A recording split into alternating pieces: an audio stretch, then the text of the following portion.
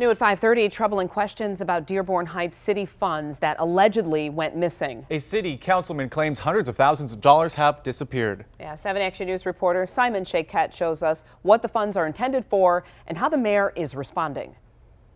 Today, a Dearborn Heights city councilman is calling out the mayor, claiming hundreds of thousands of dollars in city funds were misspent, and the mayor is now firing back. If that's what you're telling me is PEG fees, then we've done something wrong according to state and federal law. A tense scene unfolding last night in the chambers of Dearborn Heights City Council. Councilman Ray Muscat stating these financial records obtained by Action News indicate several $100,000 are unaccounted for from an account designated for the city's cable access channel. We were always told there was no money for the studio. AT&T, Comcast, and WOW all charge cable fees of their customers in the city, and a portion of that known as PEG funds make up the money in question.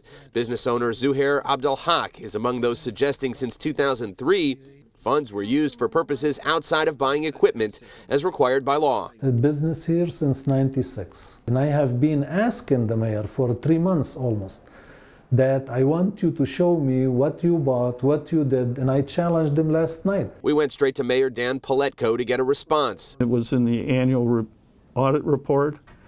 They never questioned the line. It's in every year. The council approved the budgets. Paletko not only disputes that any rules were broken, but also insists an attorney validates PEG funds can be applied to other operating expenses. Paletko says roughly $900,000 are available for cable access expenses now, and anything already spent beyond that was done so lawfully. It's the same people that constantly politically attack me, and the fact of the matter is, as I said last night, if we were not doing something correct, we would correct it. Now that city councilman says he's going to continue pushing for an internal audit, essentially letting us know that this is far from over.